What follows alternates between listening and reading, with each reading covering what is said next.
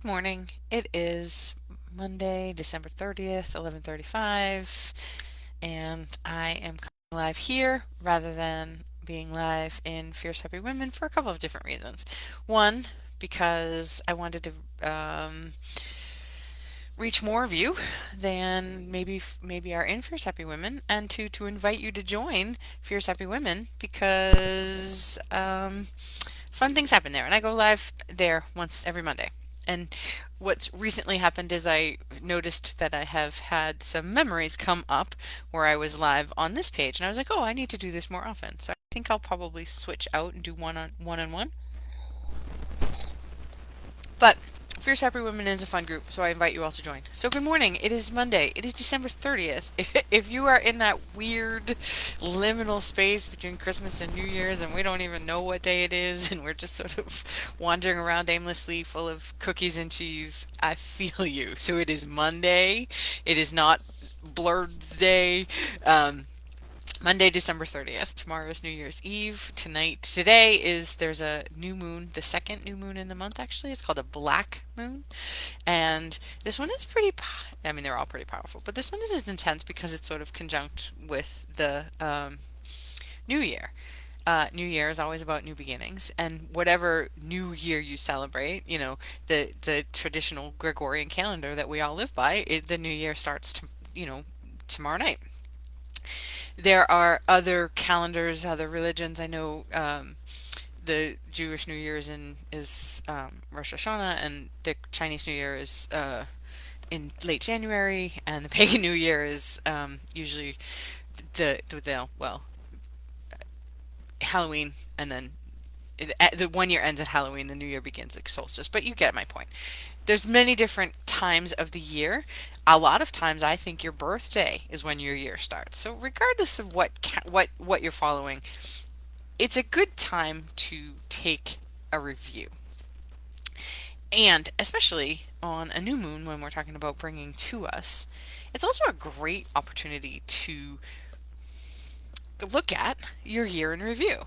And for today, what I invite you to do is there's a couple of things I want you to do. The first one is, what went right?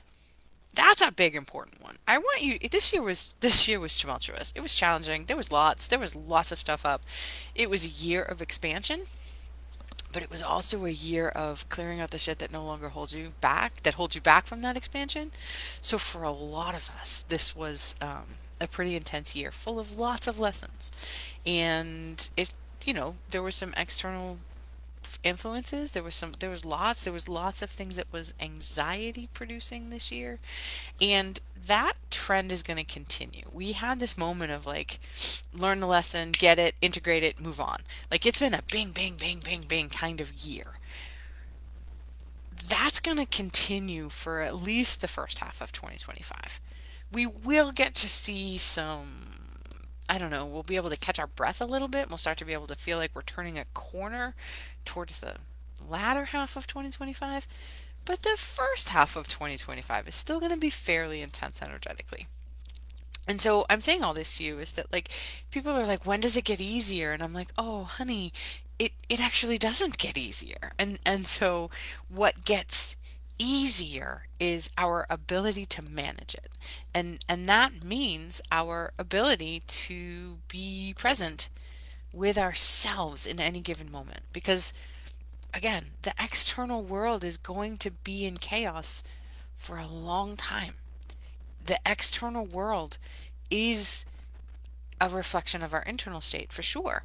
But it's that if we rely on things to quote die down out there, we're creating more chaos. So the first and best way you can do that is to have gratitude for what has been, what's coming, what you've experienced. And so I invite you to look at what went really well, what worked, what what can you celebrate? Energy always goes where your attention goes. So putting your attention on the things that went right will bring more of that to you. What went right? Write it down if you can, because the act of writing it is there's a sense memory that happens. What went right? What are you grateful for? And I encourage you to really look at that. Like I am just as grateful for the opportunities for growth this year as I am for the opportunities of joy. And I call them opportunities for growth because while they may have been challenging at the time, they moved me forward in a huge way. So I'm grateful, even especially for those challenges. I said to somebody in one of the groups that I was in the other day that I'm at the place now where I sort of welcome the darkness of the challenges. I'm like, bring it on because I know it's an up level. And so I'm just like, yes. So what went right? What are you grateful for? Those are the two that those are when I do my year review, when I do any of my reflections, it's always what went right and what am I grateful for. The next question is, what is it that you don't want to carry with you? What are you not taking with you into 2025? What are you absolutely fucking done with? And be again, without getting into not mired in darkness, what are the behaviors that you personally no longer want to feed? You don't want to give your attention to them. You will be given in January, on January 1st, 525,600 minutes. Yes, it's a reference. Yes, I'm a theater geek. Okay. But I mean you have 500,000 minutes to do with what you want. It's a finite resource, but where do you want to spend your attention and energy and focus? Is it feeding the things that you don't want? Fear, lack, scarcity, angst, or is it feeding the things that you do? And so again, energy goes where your attention flows, energy flows where your attention goes. What are the things that you are no longer carrying forward with you into 2025? Make a list of it. You can burn it, you can do whatever, but get it out. Stop paying attention, stop paying rent, again, reference, to the things that don't serve you. And that's three questions. What went right? What are you grateful for? What no longer serves you? What are you really truly done with? And what are you calling into yourself? What is it that you want to create? What is the world you want to live in? What is the what kind of society do you want to live in? What what feeds your soul? What makes you passionate? What makes you alive? What are the things, for the solstice we did this 13 wishes and we got to write down 13 things that we were creating or the co-creating with the universe, and we're burning 12 of them. Or almost, we have like 2 days left. Or 3 days. But the 12 wishes get taken care of by the universe. One wish is yours to create. So you can do something very similar. You can write down the things that you want to create. And again, this is a beautiful time to do this. I've done this. I've done a very similar ceremony, and I looked back. I was doing it like back in the day before I even knew what I was doing. Someone reminded me that we did it. We did it in what, 2006 or something? We did this beautiful ceremony, but I've been doing this on New Year's Eve for ages. So anyway, and a lot of times the things that I write down come to fruition. So it's a beautiful, auspicious time to co-create with the universe. And we do this by being an energetic match for them. So what are you creating? And then number 5 is, what are you willing to commit to in order to get those things, in order to have those things, in order to live in the world that you want to live in? What are you willing to commit to?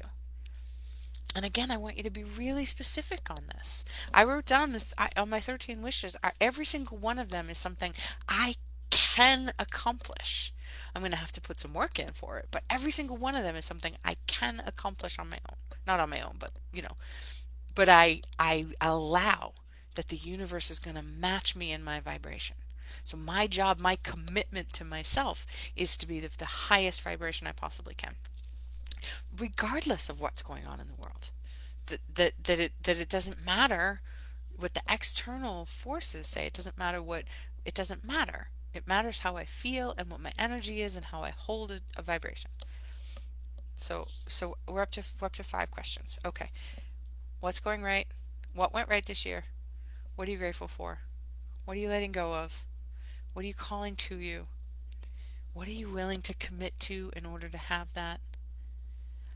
How do you want to feel when you look back on your year next year in January? This is an important one.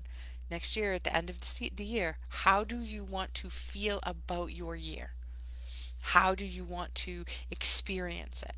Do you want to go in with, anxious and fearful and afraid and what, or do you want to have the best year ever, grateful, humbled, loving, compassionate, whatever? How do you want to feel at the end of next year?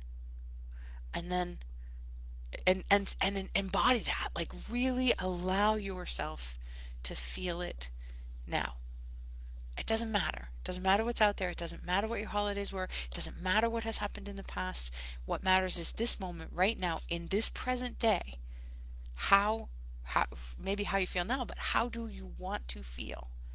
And imagine, if you have to fake it, but imagine what it will feel like when all of the things that you're bringing to you have happened. I was spending time this morning spending the $1 million that I'm getting. Like I was literally spending it in my head and feeling the feelings and like having feeling so excited about it, right? Like that was like I was in it and I was really feeling it. It was really a cool exercise. It brightened my whole day. So again, how do you want to feel at the end of the year? And then the seventh question is, what help, what support, what guidance do you need or would you like or will you seek out or who will you call on? Like what support do you have? And what support are you calling in? Again, as we are beings and we are being called to wake up. If you're already awake and you're a healer, teacher, coach, you need to have a conversation with me.